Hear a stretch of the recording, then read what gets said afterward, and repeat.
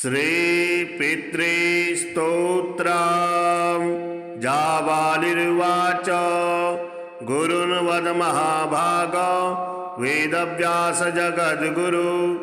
गुरूणां तारतम्यं च कस्मात् किं फलमुच्यते। व्यास उवाच माता पिता गुरुः श्रेयान् ज्येष्ठभ्राता पितामहः श्वशुरो मातुलश्चैव तथा मातामहः स्मृतः पितुर्ज्येष्ठः कनिष्ठश्च भ्राता ज्येष्ठा निजस्वसा पितुः स्वसा जनन्याश्च स्वसा गुरुजना स्मृता पत्न्यः पितामहादीनां तथैव गुरवः स्मृता एतेषु हि पिता श्रेयान् गुरुरेव महागुरुः पिता धर्मः पिता स्वर्गः पिता हि परमं तपः पितरिप्रीतिमापन्ने प्रीयन्ते सर्वदेवता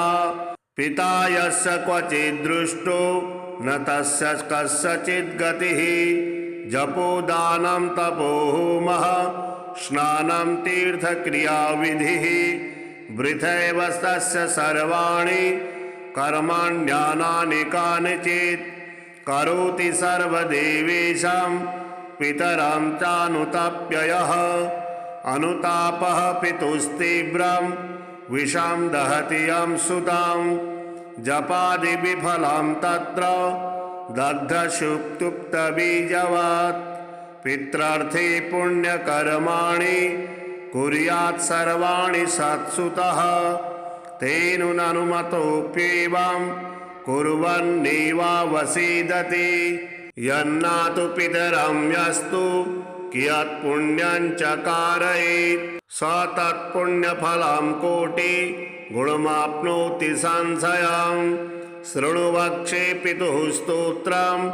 विष्णवे ब्रह्मणोदितं नाभिपद्मोद्भवो येन तुष्टाव पितरं शतं ब्रह्मोवाच ॐ नमः पित्रे जन्मदात्रे सर्वदेवमयाय च सुखाय प्रसन्नाय सुप्रीताय महात्मने सर्वयज्ञस्वरूपाय स्वर्गाय परमेष्ठिने सर्वतीर्थावलोकाय करुणासागराय च नमः सदासुतोषाय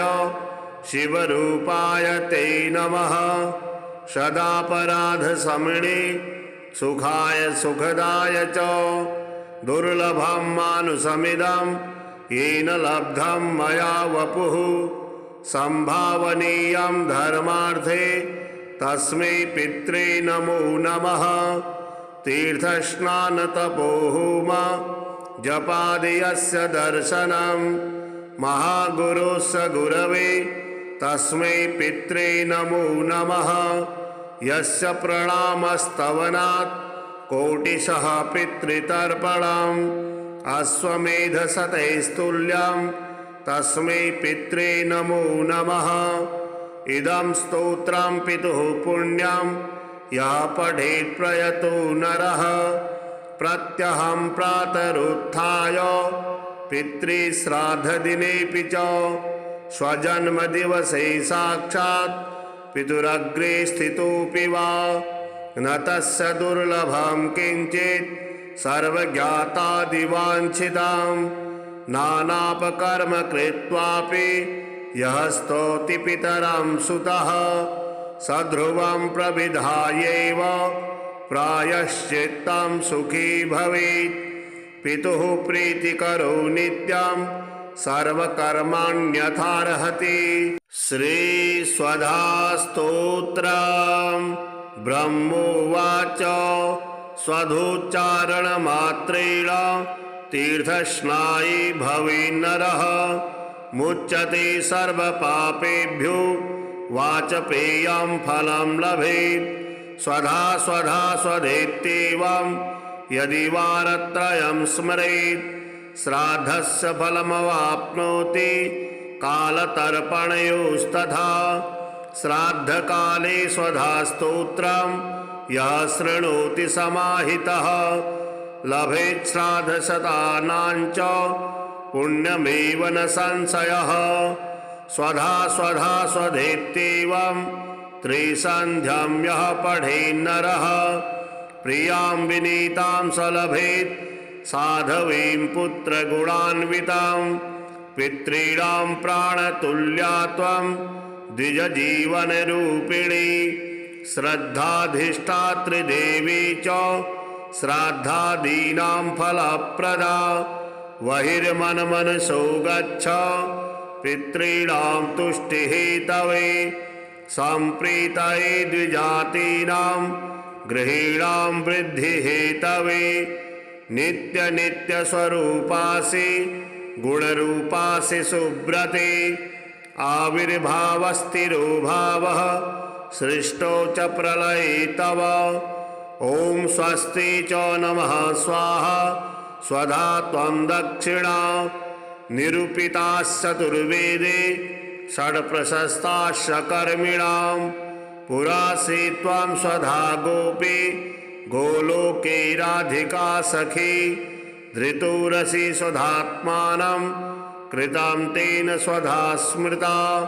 ध्वस्ता त्वं राधिका शापात् गोलोकाद् विश्वमागता कृष्णाश्लिष्टा तया दृष्टा पुरा वृन्दावने वने। कृष्णालिङ्गनपुण्येन भूता मे मानसी सुता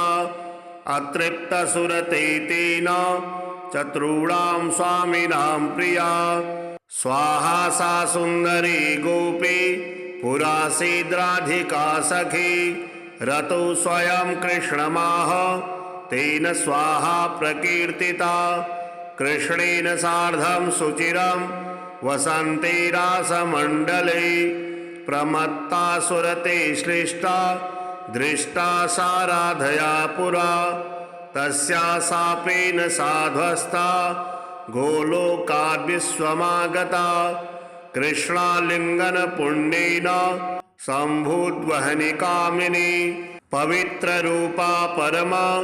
देवाद्यैर्वन्दिता नृभिः यन्नामोच्चारणेनैव नरो मुच्येत पातकात्। या सुशीला विधा गोपी पुरासीद्राधिका सखी उपास दक्षिणे क्रोडे कृष्णस्य च महात्मनः। प्रधस्त्वा सा च तच्छापात् गोलोकाद् विश्वमागता कृष्णालिङ्गनपुण्येन सा बभूव च दक्षिणा।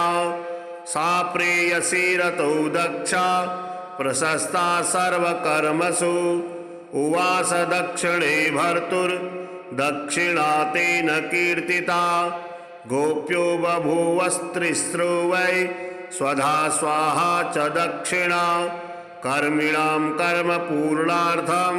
पुरा चैवेश्वरेच्छया। इत्येवमुक्ता स ब्रह्मा ब्रह्मलोके च संसदे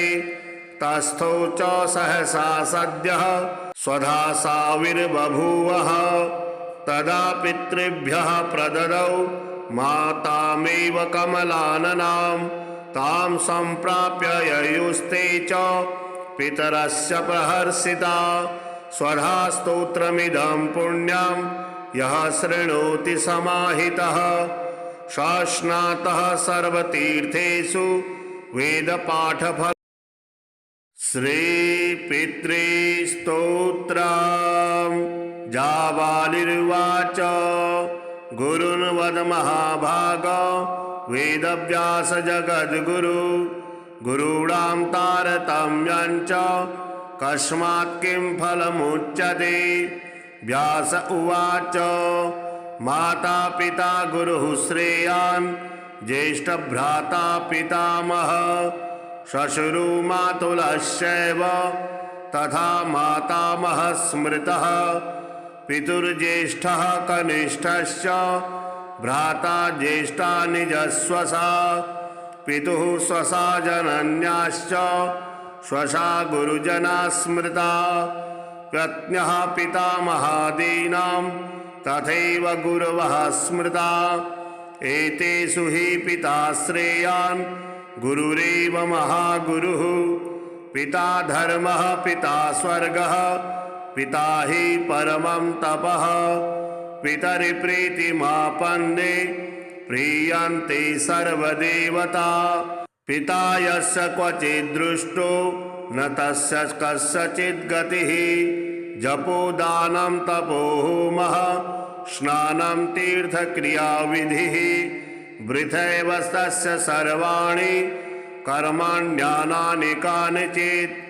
करोति सर्वदेवेषां पितरं चानुतप्ययः। अनुतापः पितुस्तीव्रं विषं दहति यं सुतां। जपादिविफलं तत्र दग्धशुक्तुक्तबीजवत्। पित्रार्थे पुण्यकर्माणि कुर्यात् सर्वाणि सत्सुतः। तेनुननुमतोऽप्येवं कुर्वन्नेवावसीदति। यन्नातु पितरं यस्तु कियत् पुण्यं चकारयेत् स तत्पुण्यफलं कोटि गुणमाप्नोति संशयम्। शृणु वक्षे पितुः स्तोत्रं विष्णवे ब्रह्मणोदितं। नाभिपद्मोद्भवो येन तुष्टाव पितरं शतं। ब्रह्मोवाच ॐ नमः पित्रे जन्मदात्रे सर्वदेवमयाय च। सुखाय प्रसन्नाय सुप्रीताय महात्मने। सर्वयज्ञस्वरूपाय स्वर्गाय परमेष्ठिने। सर्वतीर्थावलोकाय करुणासागराय च। नमः सदासुतोषाय शिवरूपाय ते नमः। सदापराधशमने सुखाय सुखदाय च। दुर्लभं मानुषमिदं येन लब्धं मया वपुः। संभावनीयं धर्मार्थे तस्मै पित्रे नमो नमः। तीर्थस्नानतपोहोम जपादियस्य दर्शनं। महागुरोस्य गुरवे तस्मै पित्रे नमो नमः। यस्य प्रणामस्तवनात् कोटिशः पितृतर्पणम्। अश्वमेधशतैस्तुल्यं तस्मै पित्रे नमो नमः। इदं स्तोत्रं पितुः पुण्यं यः पठेत् प्रयतो नरः। प्रत्यहं प्रातरुत्थाय पितृश्राद्धदिनेऽपि च स्वजन्मदिवसे साक्षात् पितुरग्रे स्थितोऽपि वा न तस्य दुर्लभं किञ्चित् सर्वज्ञातादिवाञ्छितां। नानापकर्म कृत्वापि यः स्तौति पितरं सुतः सध्रुवं प्रविधायैव प्रायश्चित्तं सुखी भवेत्। पितुः प्रीतिकरो नित्यं सर्वकर्माण्यथार्हति। श्रीस्वधास्तोत्रम्। ब्रह्मोवाच स्वधोच्चारणमात्रेण तीर्थस्नायी भवेन्नरः।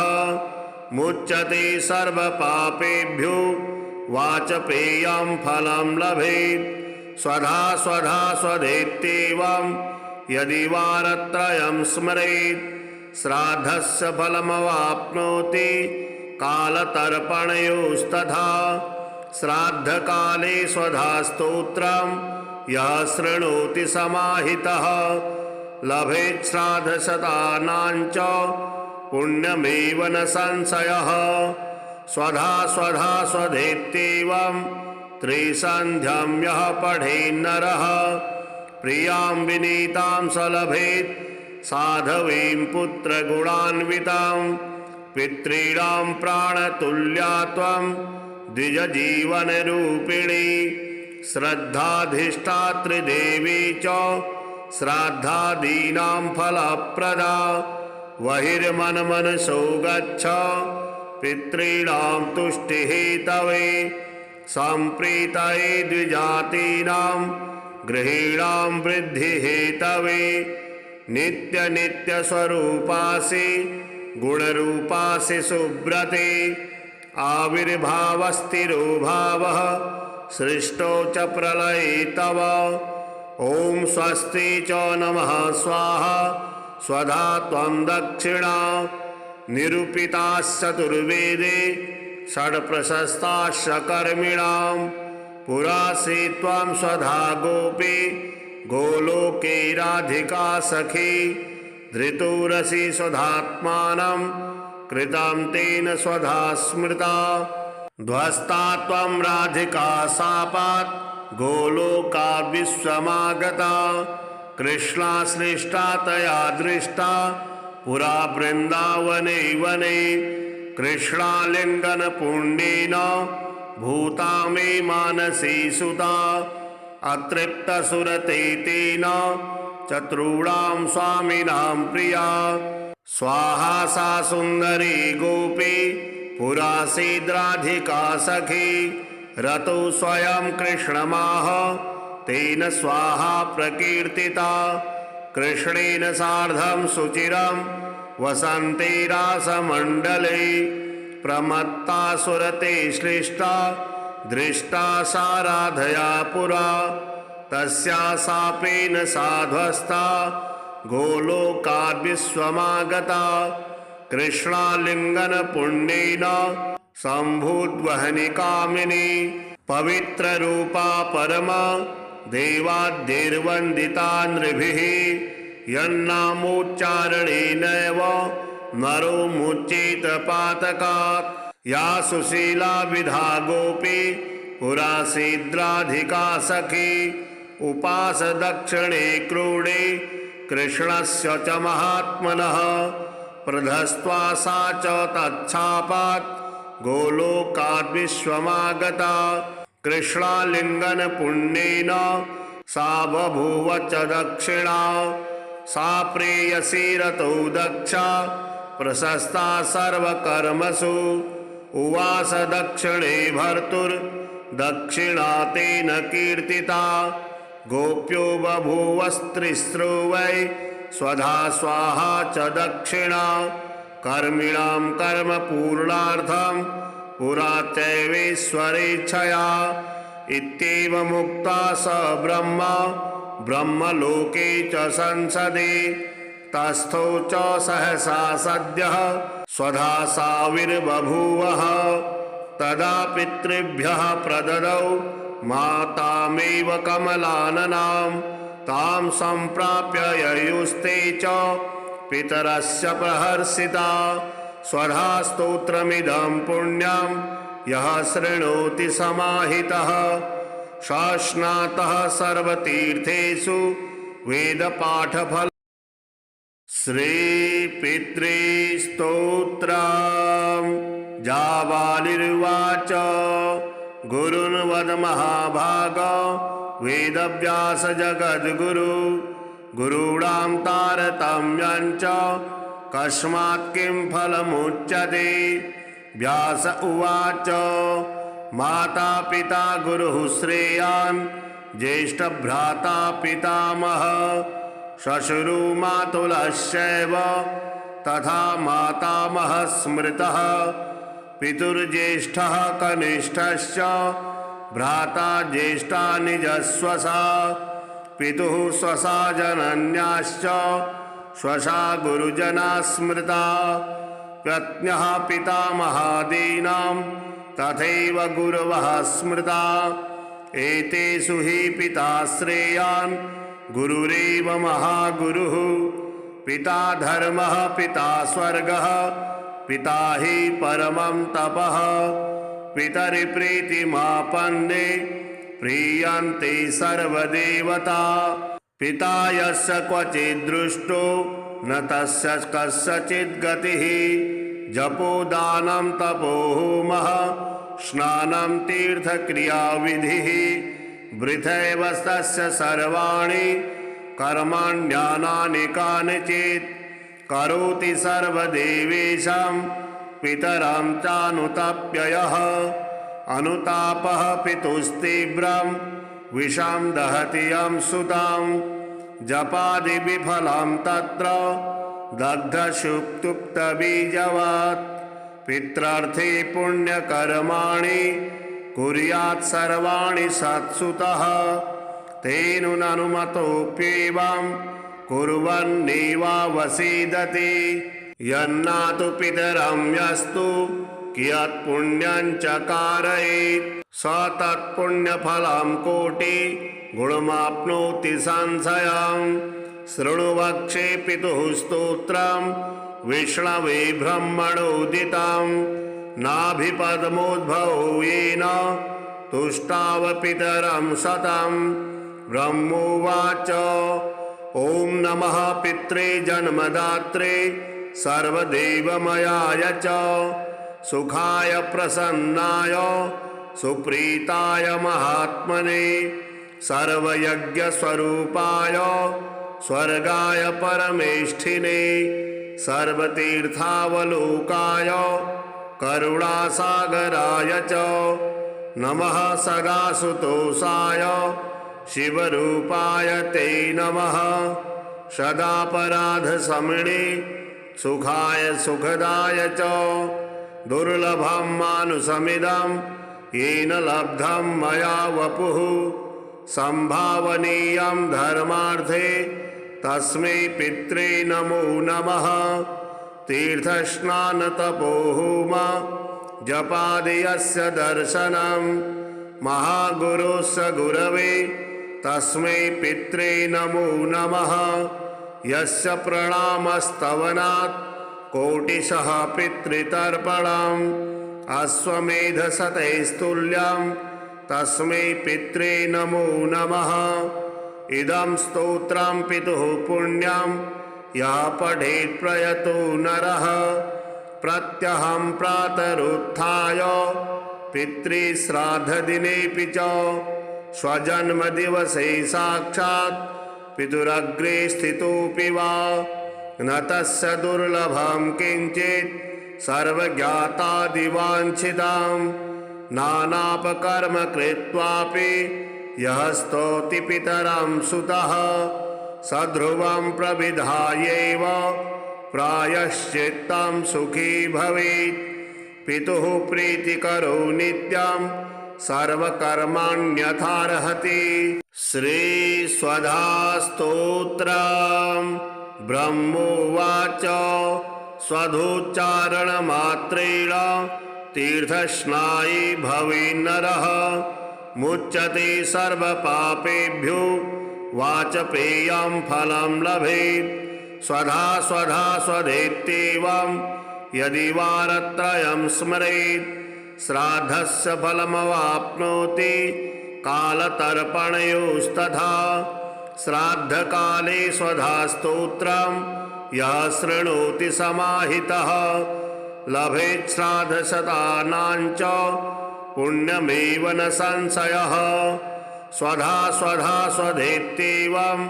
त्रिसन्ध्यं यः पठेन्नरः प्रियां विनीतां स लभेत् साधवीं पुत्रगुणान्वितां पितॄणां प्राणतुल्या त्वं द्विजजीवनरूपिणी श्रद्धाधिष्ठातृदेवी च श्राद्धादीनां फलप्रदा बहिर्मनमनसो गच्छ पितॄणां तुष्टिहेतवे सम्प्रीतये द्विजातीनां गृहीणां वृद्धिहेतवे नित्यनित्यस्वरूपासि गुणरूपासि सुब्रते आविर्भावस्थिरो भावः सृष्टो च प्रलये तव ॐ स्वस्ति च नमः स्वाहा स्वधा त्वं दक्षिणा निरूपिताश्चतुर्वेदे षड्प्रशस्ताश्च कर्मिणां पुरासि त्वं स्वधा गोपी गोलोके राधिका सखी धृतोरसि स्वधात्मानं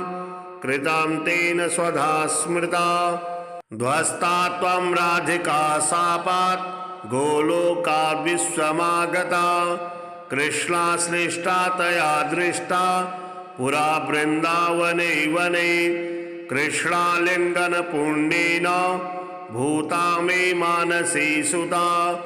अतृप्तसुरते तेन चतुर्णां स्वामिनां प्रिया स्वाहा सा सुन्दरी गोपी पुरासीद्राधिका सखी रतो स्वयं कृष्णमाह तेन स्वाहा प्रकीर्तिता कृष्णेन सार्धं सुचिरं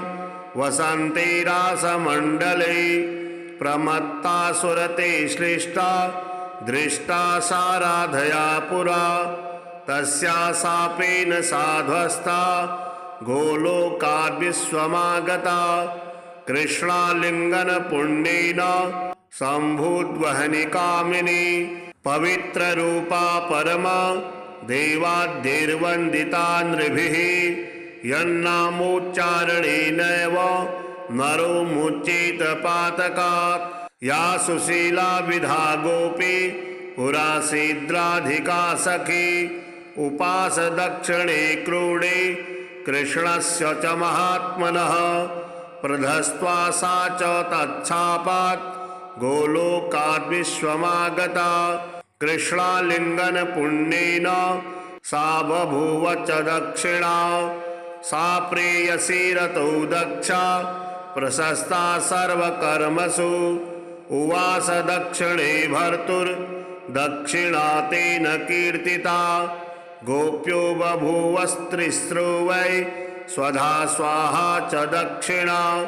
कर्मिणां कर्म पूर्णार्थं पुरा चैवेश्वरेच्छया इत्येव मुक्ता स ब्रह्मा ब्रह्मलोके च संसदे तस्थौ च सहसा सद्यः स्वधा साविर्बभूवः तदा पितृभ्यः प्रददौ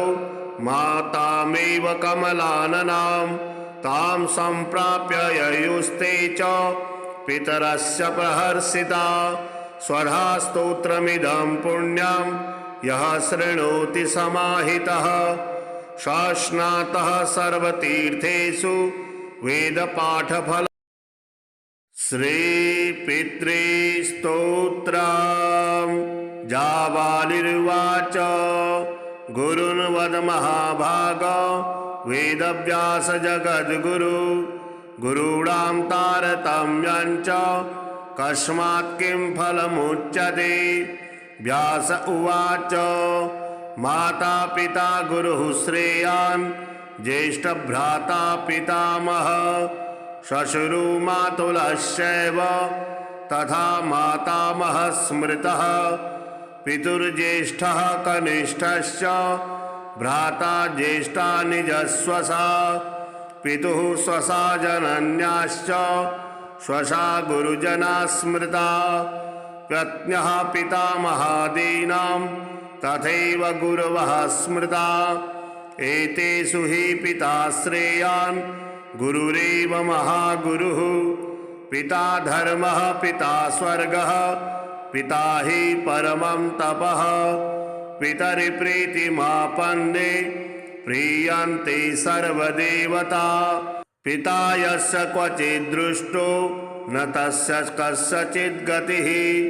जपोदानं तपोहोमः स्नानं तीर्थक्रियाविधिः वृथैव तस्य सर्वाणि कर्माण्यानानि कानिचित् करोति सर्वदेवेषां पितरं चानुतप्ययः अनुतापः पितुस्तीव्रं विषं दहति यं सुतां जपादिविफलं तत्र दग्धशुक्तुक्तबीजवत् पित्रार्थे पुण्यकर्माणि कुर्यात् सर्वाणि सत्सुतः तेनुननुमतोऽप्येवं कुर्वन्नेवावसीदति यन्नातु पितरं यस्तु कियत्पुण्यं चकारयेत् स तत्पुण्यफलं कोटि गुणमाप्नोति संशयं शृणु वक्षे पितुः स्तोत्रं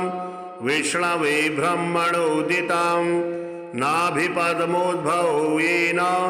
तुष्टाव पितरं शतं ब्रह्मोवाच ॐ नमः पित्रे जन्मदात्रे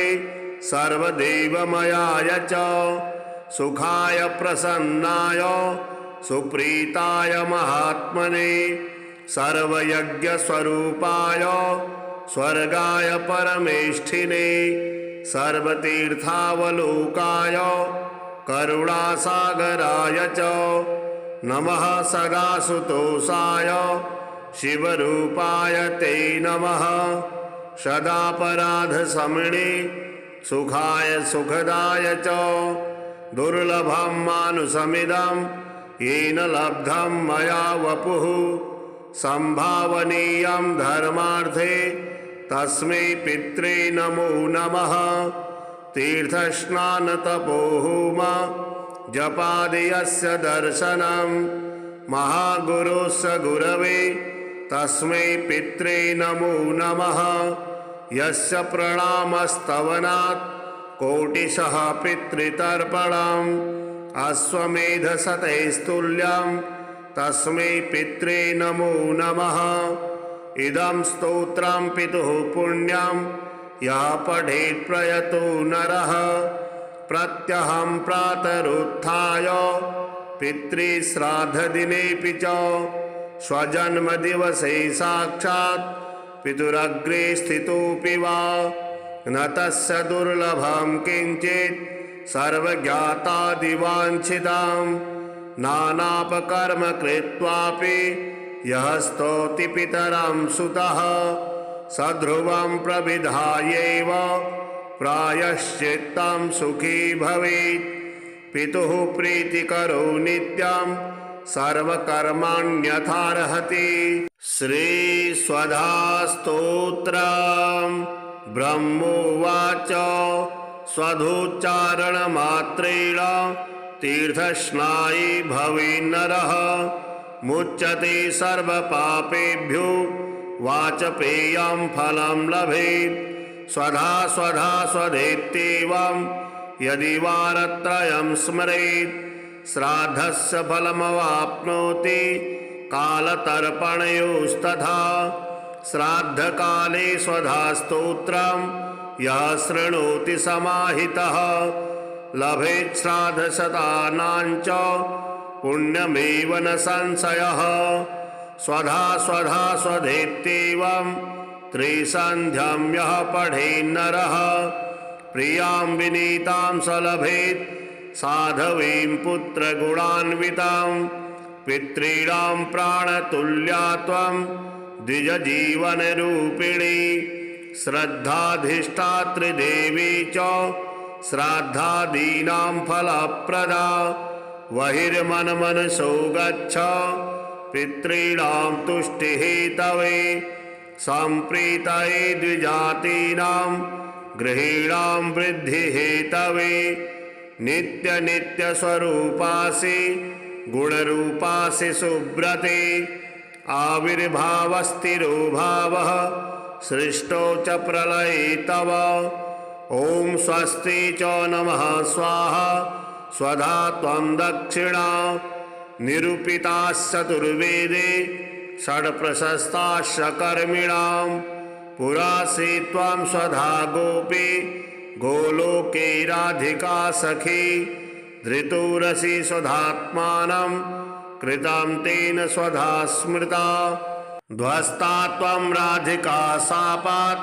गोलोकाद् विश्वमागता कृष्णा सृष्टा तया दृष्टा पुरा वृन्दावने वने कृष्णालिङ्गनपुण्येन भूता मे मानसी सुता अतृप्तसुरते तेन चतुर्णां स्वामिनां प्रिया स्वाहा सा सुन्दरी गोपी पुरासीद्राधिका सखी रतो स्वयं कृष्णमाह तेन स्वाहा प्रकीर्तिता कृष्णेन सार्धं सुचिरं वसन्ते रासमण्डले प्रमत्ता सुरते श्लिष्टा दृष्टा साराधया पुरा तस्या शापेन साध्वस्ता गोलोकाद् विश्वमागता कृष्णालिङ्गनपुण्येन सम्भूद्वहनि कामिनी पवित्ररूपा परमा देवाद्यैर्वन्दिता नृभिः यन्नामोच्चारणेनैव नरो मुच्येत पातकात् या सुशीला विधा गोपी पुरासीद्राधिका सखी उपास दक्षिणे क्रूडे कृष्णस्य च महात्मनः प्रधस्त्वा सा च तच्छापात् गोलोकाद्विश्वमागता कृष्णालिङ्गन पुण्येन सा बभूव च दक्षिणा सा प्रेयसी रतौ दक्षा प्रशस्ता सर्वकर्मसु उवास दक्षिणे भर्तुर्दक्षिणा तेन कीर्तिता गोप्यो बभूवस्त्रिस्रो वै स्वधा स्वाहा च दक्षिणा कर्मिणां कर्म पूर्णार्थं पुरा चैवेश्वरेच्छया इत्येवमुक्ता स ब्रह्मा ब्रह्मलोके च संसदे तस्थौ च सहसा सद्यः स्वधा साविर्बभूवः तदा पितृभ्यः प्रददौ मातामेव कमलाननां तां सम्प्राप्य ययुस्ते च पितरस्य प्रहर्षिता स्वधा स्तोत्रमिदं पुण्यं यः शृणोति समाहितः शास्नातः सर्वतीर्थेषु वेदपाठफल श्रीपितृस्तोत्रम् जाबालिर्वाच गुरुन् वद महाभाग वेदव्यास जगद्गुरु गुरूणां तारतम्यं च कस्मात् किं फलमुच्यते व्यास उवाच माता पिता गुरुः श्रेयान् ज्येष्ठभ्राता पितामहः श्वशुरो मातुलश्चैव तथा मातामहः स्मृतः पितुर्ज्येष्ठः कनिष्ठश्च भ्राता ज्येष्ठा निजस्वसा पितुः स्वसा जनन्याश्च स्वसा गुरुजना स्मृता पत्न्यः पितामहादीनां तथैव गुरवः स्मृता एतेषु हि पिता श्रेयान् गुरुरेव महागुरुः पिता धर्मः पिता स्वर्गः पिता हि परमं तपः पितरिप्रीतिमापन्ने प्रीयन्ते सर्वदेवता पिता यस्य क्वचिद्दृष्टो न तस्य कस्यचित् गतिः जपोदानं तपोहोमः स्नानं तीर्थक्रियाविधिः वृथैव तस्य सर्वाणि कर्माण्यानानि कानिचित् करोति सर्वदेवेषां पितरं चानुतप्ययः अनुतापः पितुस्तीव्रं विषं दहति यं सुतां जपादिविफलं तत्र दग्धशुक्तुप्तबीजवत् पित्रार्थे पुण्यकर्माणि कुर्यात् सर्वाणि सत्सुतः तेनुननुमतोऽप्येवं कुर्वन्नेवावसीदति यन्नातु पितरं यस्तु कियत् पुण्यं चकारयेत् स तत्पुण्यफलं कोटि गुणमाप्नोति संशयं शृणु वक्षे पितुः स्तोत्रं विष्णवे ब्रह्मणोदितं नाभिपद्मोद्भवो येन तुष्टाव पितरं शतं ब्रह्मोवाच ॐ नमः पित्रे जन्मदात्रे सर्वदेवमयाय च सुखाय प्रसन्नाय सुप्रीताय महात्मने सर्वयज्ञस्वरूपाय स्वर्गाय परमेष्ठिने सर्वतीर्थावलोकाय करुणासागराय च नमः सदासुतोषाय शिवरूपाय ते नमः सदापराधशमने सुखाय सुखदाय च दुर्लभं मानुषमिदं येन लब्धं मया वपुः संभावनीयं धर्मार्थे तस्मै पित्रे नमो नमः तीर्थस्नानतपोहोम जपादियस्य दर्शनं महागुरोस्य गुरवे तस्मै पित्रे नमो नमः यस्य प्रणामस्तवनात् कोटिशः पितृतर्पणं अश्वमेधशतैस्तुल्यं तस्मै पित्रे नमो नमः। इदं स्तोत्रं पितुः पुण्यं यः पठेत् प्रयतो नरः। प्रत्यहं प्रातरुत्थाय पितृश्राद्धदिनेऽपि च स्वजन्मदिवसे साक्षात् पितुरग्रे स्थितोऽपि वा न तस्य दुर्लभं किञ्चित् सर्वज्ञातादिवाञ्छितां नानापकर्म कृत्वापि यः स्तौति पितरं सुतः सध्रुवं प्रविधायैव प्रायश्चित्तं सुखी भवेत्। पितुः प्रीतिकरो नित्यं सर्वकर्माण्यथार्हति। श्रीस्वधास्तोत्रम् ब्रह्मोवाच स्वधोच्चारणमात्रेण तीर्थस्नायी भवेन्नरः मुच्यते सर्वपापेभ्यो वाचपेयं फलं लभेत्। स्वधा स्वधा स्वधेत्येवं यदि वारत्रयं स्मरेत् श्राद्धस्य फलमवाप्नोति कालतर्पणयोस्तथा। श्राद्धकाले स्वधास्तोत्रं यः शृणोति समाहितः लभेत् श्राद्धशतानां च पुण्यमेव न संशयः। स्वधा स्वधा स्वधेत्येवं त्रिसन्ध्यं यः पठेन्नरः प्रियां विनीतां स लभेत् साधवीं पुत्रगुणान्वितां। पितॄणां प्राणतुल्या त्वं द्विजजीवनरूपिणी श्रद्धाधिष्ठातृदेवी च श्राद्धादीनां फलप्रदा। बहिर्मनमनसो गच्छ पितॄणां तुष्टिहेतवे सम्प्रीतये द्विजातीनां गृहीणां वृद्धिहेतवे। नित्यनित्यस्वरूपासि गुणरूपासि सुब्रते आविर्भावस्थिरो भावः सृष्टो च प्रलये तव। ॐ स्वस्ति च नमः स्वाहा स्वधा त्वं दक्षिणा निरूपिताश्चतुर्वेदे षड्प्रशस्ताश्च कर्मिणां। पुरासि त्वं स्वधा गोपी गोलोके राधिका सखी धृतोरसि स्वधात्मानं कृतं तेन स्वधा स्मृता। ध्वस्ता त्वं राधिका शापात् गोलोकाद् विश्वमागता कृष्णाश्लिष्टा तया दृष्टा पुरा वृन्दावने वने। कृष्णालिङ्गनपुण्येन भूता मे मानसी सुता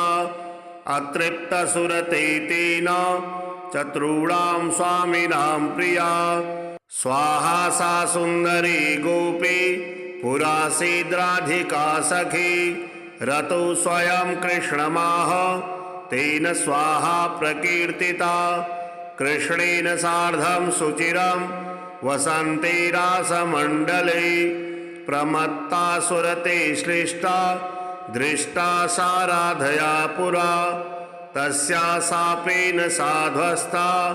गोलोकाद् विश्वमागता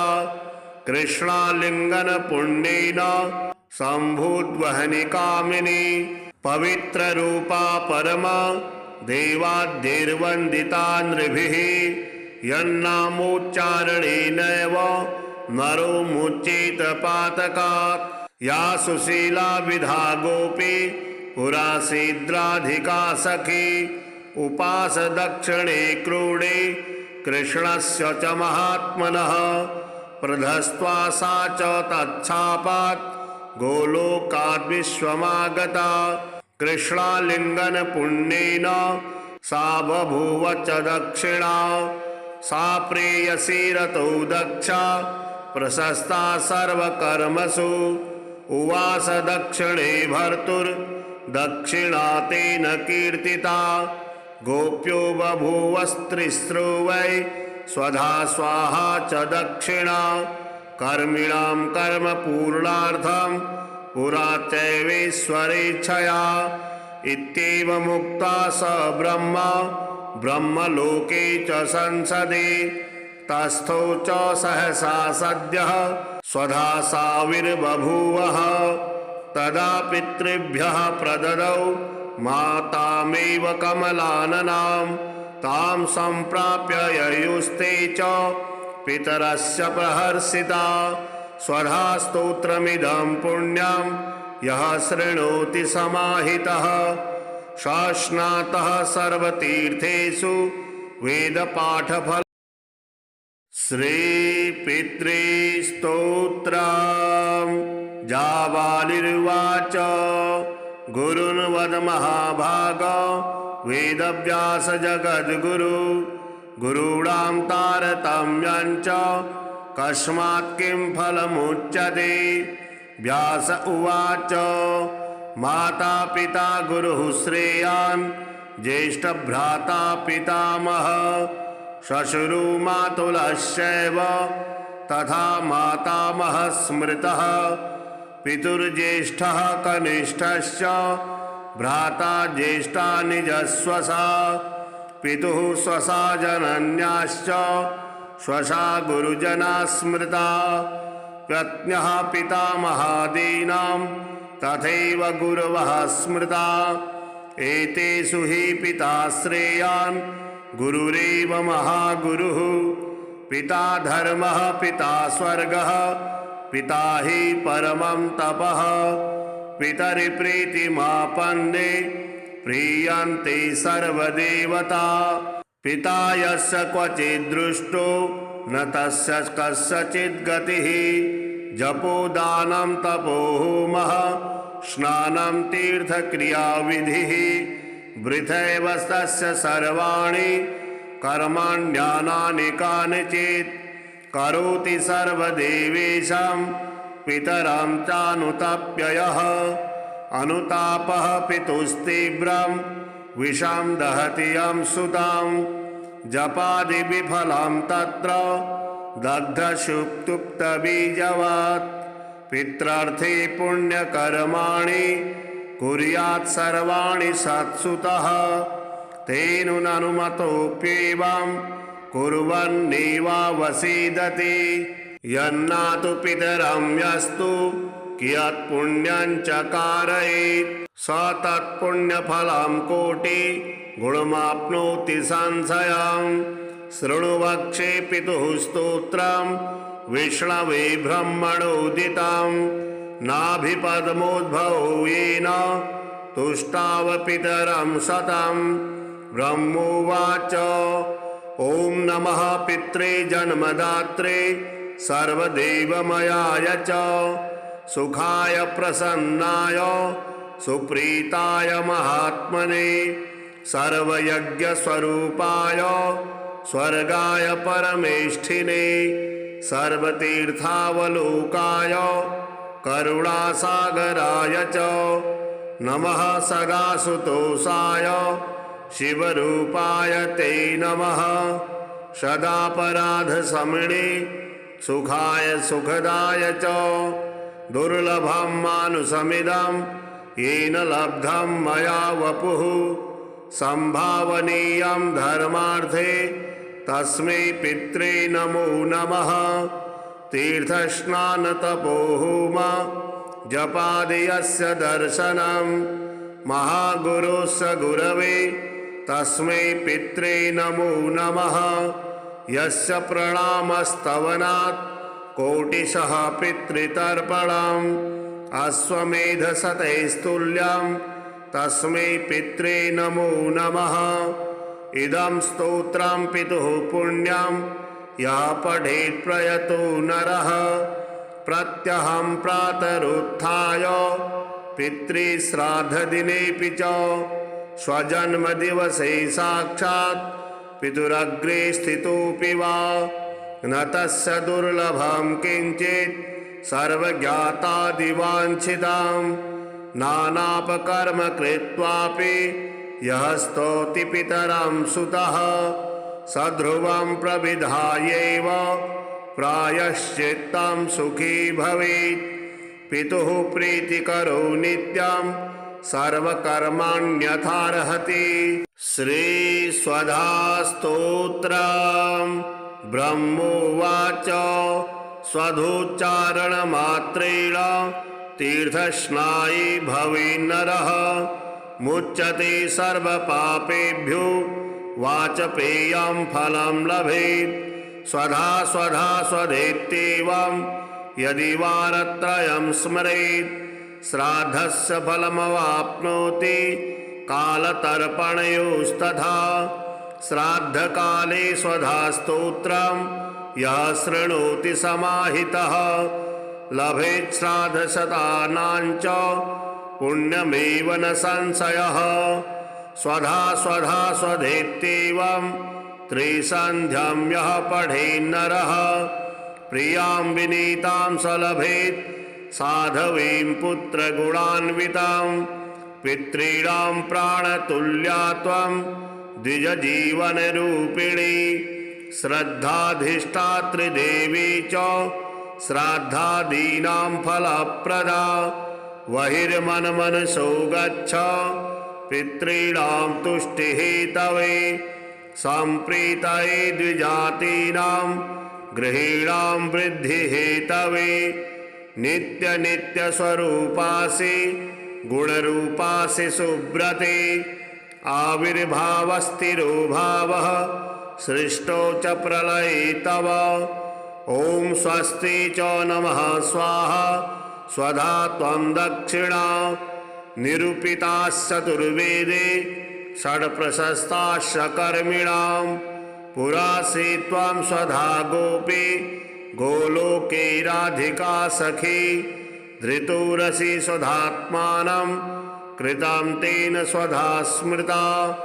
ध्वस्ता त्वं राधिका शापात् गोलोकाद् विश्वमागता कृष्णाश्लिष्टा तया दृष्टा पुरा वृन्दावने वने कृष्णालिङ्गनपुण्येन भूता मे मानसी सुता अतृप्तसुरते तेन चतुर्णां स्वामिनां प्रिया स्वाहा सा सुन्दरी गोपी पुरासीद्राधिका सखी रतो स्वयं कृष्णमाह तेन स्वाहा प्रकीर्तिता कृष्णेन सार्धं सुचिरं वसन्ते रासमण्डले प्रमत्ता सुरते श्लिष्टा दृष्टा सा राधया पुरा तस्या शापेन साध्वस्ता गोलोकाद् विश्वमागता कृष्णालिङ्गनपुण्येन सम्भूद्वहनि कामिनी पवित्ररूपा परमा देवाद्यैर्वन्दिता नृभिः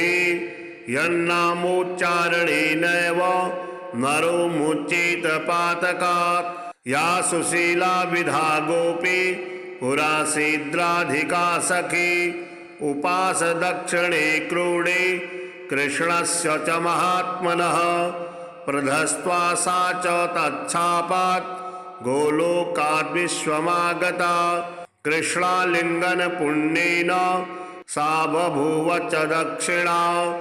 सा प्रेयसी रतौ दक्षा प्रशस्ता सर्वकर्मसु उवास दक्षिणे भर्तुर्दक्षिणा तेन कीर्तिता गोप्यो बभूवस्त्रिस्रो वै स्वधा स्वाहा च दक्षिणा कर्मिणां कर्म पूर्णार्थं पुरा चैवेश्वरेच्छया इत्येवमुक्ता स ब्रह्मा ब्रह्मलोके च संसदे तस्थौ च सहसा सद्यः स्वधा साविर्बभूवः तदा पितृभ्यः प्रददौ मातामेव कमलाननां तां सम्प्राप्य ययुस्ते च पितरस्य प्रहर्षिता स्वधा स्तोत्रमिदं पुण्यं यः शृणोति समाहितः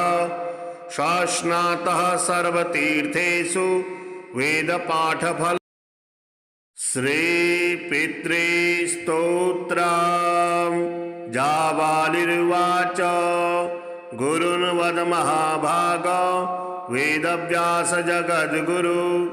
गुरूणां तारतम्यं च कस्मात् किं फलमुच्यते व्यास उवाच माता पिता गुरुः श्रेयान् ज्येष्ठभ्राता पितामह श्वशुरो मातुलश्चैव तथा मातामहः स्मृतः पितुर्ज्येष्ठः कनिष्ठश्च भ्राता ज्येष्ठा निजस्वसा पितुः स्वसा जनन्याश्च स्वसा गुरुजना स्मृता पत्न्यः पितामहादीनां तथैव गुरवः स्मृता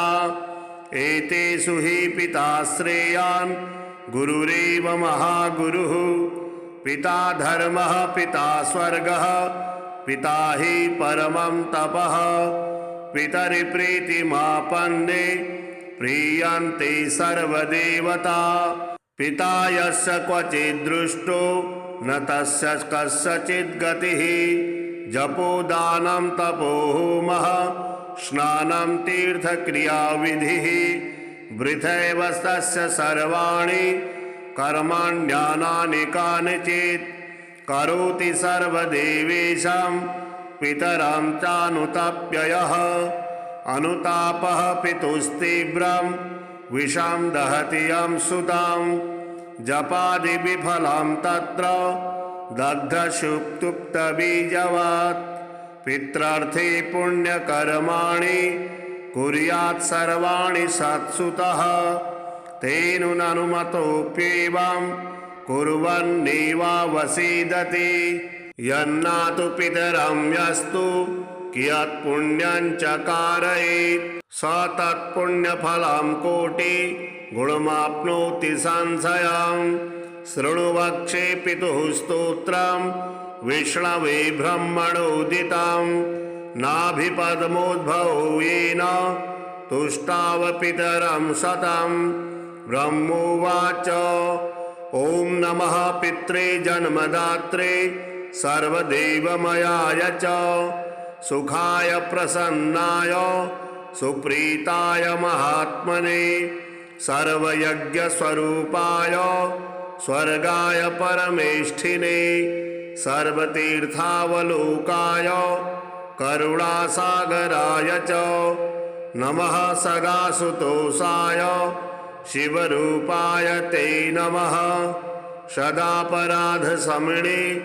सुखाय सुखदाय च दुर्लभं मानुषमिदं येन लब्धं मया वपुः संभावनीयं धर्मार्थे तस्मै पित्रे नमो नमः तीर्थस्नानतपोहोम जपादियस्य दर्शनं महागुरोस्य गुरवे तस्मै पित्रे नमो नमः यस्य प्रणामस्तवनात् कोटिशः पितृतर्पणम् अश्वमेधशतैस्तुल्यं तस्मै पित्रे नमो नमः इदं स्तोत्रं पितुः पुण्यं यः पठेत् प्रयतो नरः प्रत्यहं प्रातरुत्थाय पितृश्राद्धदिनेऽपि च स्वजन्मदिवसे साक्षात् पितुरग्रे स्थितोऽपि वा न तस्य दुर्लभं किञ्चित् सर्वज्ञातादिवाञ्छितां नानापकर्म कृत्वापि यः स्तौति पितरं सुतः सध्रुवं प्रविधायैव प्रायश्चित्तं सुखी भवेत् पितुः प्रीतिकरो नित्यं सर्वकर्माण्यथार्हति श्रीस्वधास्तोत्रम् ब्रह्मोवाच स्वधोच्चारणमात्रेण तीर्थस्नायी भवेन्नरः मुच्यते सर्वपापेभ्यो वाचपेयं फलं लभेत् स्वधा स्वधा स्वधेत्येवं यदि वारत्रयं स्मरेत् श्राद्धस्य फलमवाप्नोति कालतर्पणयोस्तथा श्राद्धकाले स्वधास्तोत्रं यः शृणोति समाहितः लभेत् श्राद्धशतानां च पुण्यमेव न संशयः स्वधा स्वधा स्वधेत्येवं त्रिसन्ध्यं यः पठेन्नरः प्रियां विनीतां स लभेत् साधवीं पुत्रगुणान्वितां पितॄणां प्राणतुल्या त्वं द्विजजीवनरूपिणी श्रद्धाधिष्ठातृदेवी च श्राद्धादीनां फलप्रदा बहिर्मनमनसो गच्छ पितॄणां तुष्टिहेतवे सम्प्रीतये द्विजातीनां गृहीणां वृद्धिहेतवे नित्यनित्यस्वरूपासि गुणरूपासि सुब्रते आविर्भावस्थिरो भावः सृष्टो च प्रलये तव ॐ स्वस्ति च नमः स्वाहा स्वधा त्वं दक्षिणा निरूपिताश्चतुर्वेदे षड्प्रशस्ताश्च कर्मिणां पुरासि त्वं स्वधा गोपी गोलोके राधिका सखी धृतोरसि स्वधात्मानं कृतं तेन स्वधा स्मृता ध्वस्ता त्वं राधिका शापात् गोलोकाद् विश्वमागता कृष्णाश्लिष्टा तया दृष्टा पुरा वृन्दावने वने कृष्णालिङ्गनपुण्येन भूता मे मानसी सुता अतृप्तसुरते तेन चतुर्णां स्वामिनां प्रिया स्वाहा सा सुन्दरी गोपी पुरासीद्राधिका सखी रतो स्वयं कृष्णमाह तेन स्वाहा प्रकीर्तिता कृष्णेन सार्धं सुचिरं वसन्ते रासमण्डले प्रमत्ता सुरते श्लिष्टा दृष्टा सा राधया पुरा तस्या शापेन साध्वस्ता गोलोकाद् विश्वमागता कृष्णालिङ्गनपुण्येन सम्भूद्वहनि कामिनी पवित्ररूपा परमा देवाद्यैर्वन्दिता नृभिः यन्नामोच्चारणेनैव नरो मुच्येत पातकात् या सुशीला विधा गोपी पुरासीद्राधिका सखी उपास दक्षिणे क्रोडे कृष्णस्य च महात्मनः प्रधस्त्वा सा च तच्छापात् गोलोकाद् विश्वमागता कृष्णालिङ्गनपुण्येन सा बभूव च दक्षिणा सा प्रेयसी रतौ दक्षा प्रशस्ता सर्वकर्मसु उवास दक्षिणे भर्तुर्दक्षिणा तेन कीर्तिता गोप्यो बभूवस्त्रिस्रो वै स्वधा स्वाहा च दक्षिणा कर्मिणां कर्मपूर्णार्थं पुरा चैवेश्वरेच्छया इत्येवमुक्ता स ब्रह्मा ब्रह्मलोके च संसदे तस्थो च सहसा सद्यः स्वधा साविर्बभूवः तदा पितृभ्यः प्रददौ मातामेव कमलाननां तां सम्प्राप्य ययुस्ते च पितरस्य प्रहर्षिता स्वधा स्तोत्रमिदं पुण्यं यः शृणोति समाहितः शास्नातः सर्वतीर्थेषु वेदपाठफल श्रीपितृस्तोत्रम् जाबालिर्वाच गुरुन् वद महाभाग वेदव्यास जगद्गुरु गुरूणां तारतम्यं च कस्मात् किं फलमुच्यते व्यास उवाच माता पिता गुरुः श्रेयान्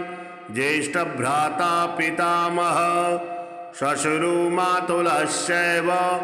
तथा मातामहः स्मृतः पितुर्ज्येष्ठः कनिष्ठश्च भ्राता ज्येष्ठा निजस्वसा पितुः स्वसा जनन्याश्च स्वसा गुरुजना स्मृता प्रज्ञः पितामहादीनां तथैव गुरवः स्मृता एतेषु हि पिता श्रेयान् गुरुरेव महागुरुः पिता धर्मः पिता स्वर्गः पिता हि परमं तपः पितरिप्रीतिमापन्ने प्रीयन्ते सर्वदेवता पिता यस्य क्वचिद् दृष्टो न तस्य कस्यचित् गतिः जपोदानं तपोहोमः स्नानं तीर्थक्रियाविधिः वृथैव तस्य सर्वाणि कर्माण्यानानि कानिचित् करोति सर्वदेवेशां पितरं चानुतप्ययः अनुतापः पितुस्तीव्रं विषं दहति यं सुतां जपादिविफलं तत्र दग्धशुक्तुप्तबीजवत् पित्रार्थे पुण्यकर्माणि कुर्यात् सर्वाणि सत्सुतः तेनुननुमतोऽप्येवं कुर्वन्नेवावसीदति यन्नातु पितरं यस्तु कियत् पुण्यं चकारयेत् स तत्पुण्यफलं कोटि गुणमाप्नोति संशयं शृणु वक्षे पितुः स्तोत्रं विष्णवे ब्रह्मणोदितं नाभिपद्मोद्भवो येन तुष्टाव पितरं शतं ब्रह्मोवाच ॐ नमः पित्रे जन्मदात्रे सर्वदेवमयाय च सुखाय प्रसन्नाय सुप्रीताय महात्मने सर्वयज्ञस्वरूपाय स्वर्गाय परमेष्ठिने सर्वतीर्थावलोकाय करुणासागराय च नमः सदासुतोषाय शिवरूपाय ते नमः सदापराधशमने सुखाय सुखदाय च दुर्लभं मानुषमिदं येन लब्धं मया वपुः संभावनीयं धर्मार्थे तस्मै पित्रे नमो नमः तीर्थस्नानतपोहोम जपादियस्य दर्शनं महागुरोस्य गुरवे तस्मै पित्रे नमो नमः यस्य प्रणामस्तवनात् कोटिशः पितृतर्पणम् अश्वमेधशतैस्तुल्यं तस्मै पित्रे नमो नमः इदं स्तोत्रं पितुः पुण्यं यः पठेत् प्रयतो नरः प्रत्यहं प्रातरुत्थाय पितृश्राद्धदिनेऽपि च स्वजन्मदिवसे साक्षात् पितुरग्रे स्थितोऽपि वा न तस्य दुर्लभं किञ्चित् सर्वज्ञातादिवाञ्छितां नानापकर्म कृत्वापि यः स्तौति पितरं सुतः सध्रुवं प्रविधायैव प्रायश्चित्तं सुखी भवेत् पितुः प्रीतिकरो नित्यं सर्वकर्माण्यथार्हति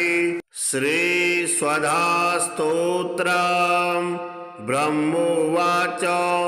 स्वधोच्चारणमात्रेण तीर्थस्नायी भवेन्नरः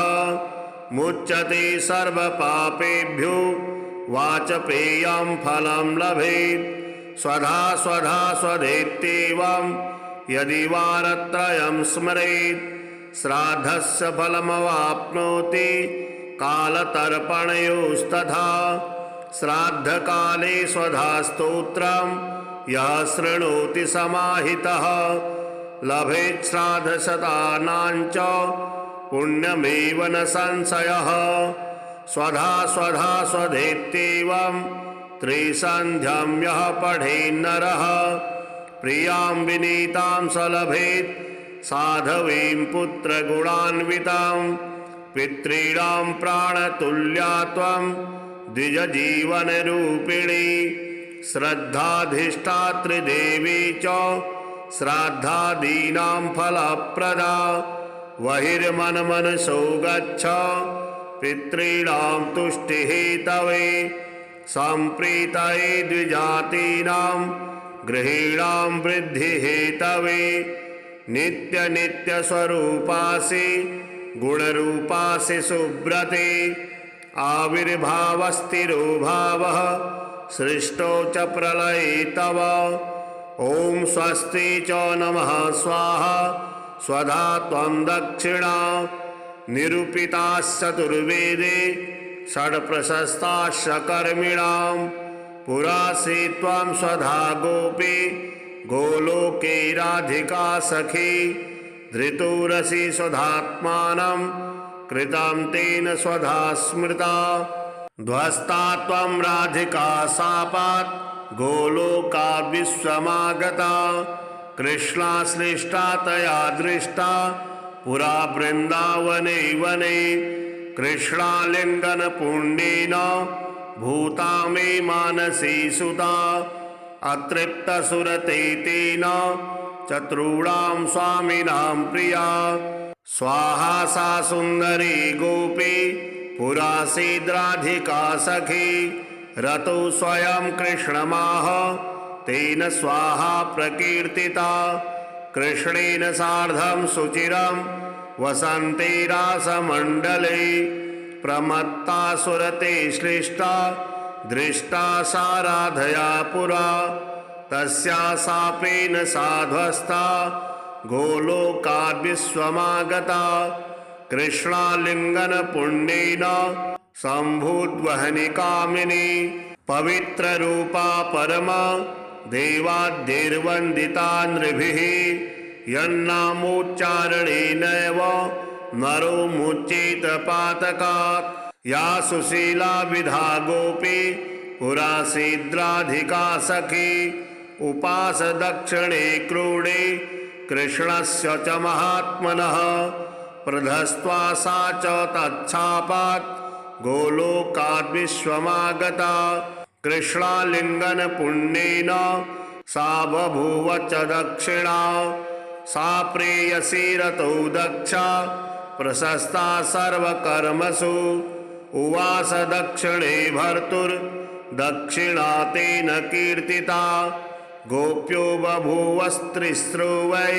स्वधा स्वाहा च दक्षिणा कर्मिणां कर्म पूर्णार्थं पुरा चैवेश्वरेच्छया इत्येवमुक्ता स ब्रह्मा ब्रह्मलोके च संसदे तस्थौ च सहसा सद्यः स्वधा साविर्बभूवः तदा पितृभ्यः प्रददौ मातामेव कमलाननां तां सम्प्राप्य ययुस्ते च पितरस्य प्रहर्षिता स्वधा स्तोत्रमिदं पुण्यं यः शृणोति समाहितः शास्नातः सर्वतीर्थेषु वेदपाठफलं लभेत्।